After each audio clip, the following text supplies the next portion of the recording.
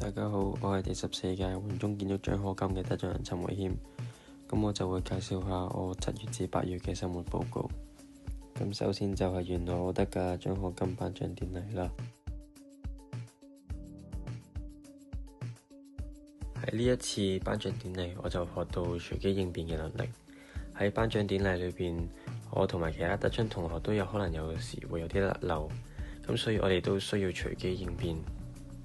然之後就係文化匯報，我喺呢一次嘅文化匯報就學到咗講嘢嘅聲線、手部動作、企位係咪面對觀眾、匯報內容係咪具有啟發性、簡單易明等等。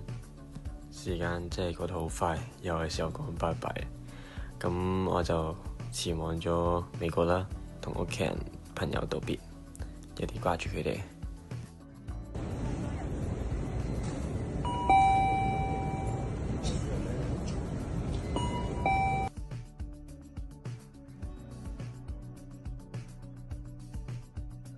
咁我喺前幾日美國時間嘅9月9號就到咗美國啦。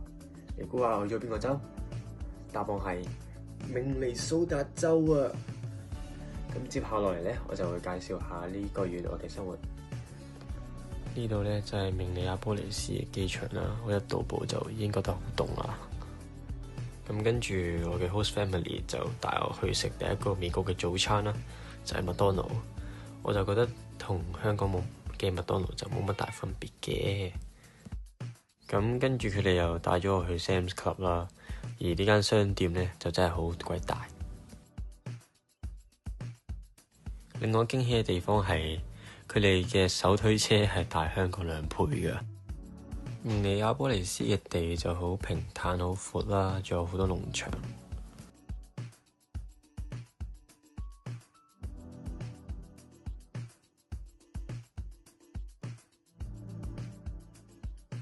跟住之後，佢哋帶咗我去一個糧倉。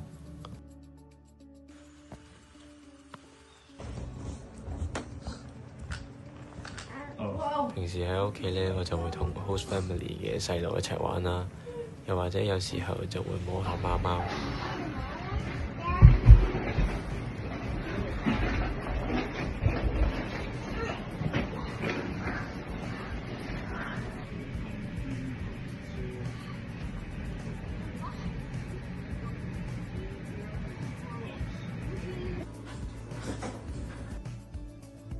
咁呢張相呢，就係我第一日返學，咁我嘅 host mom 就車我去返學。第一個識嘅朋友呢，就係嚟自意大利嘅 Valerio。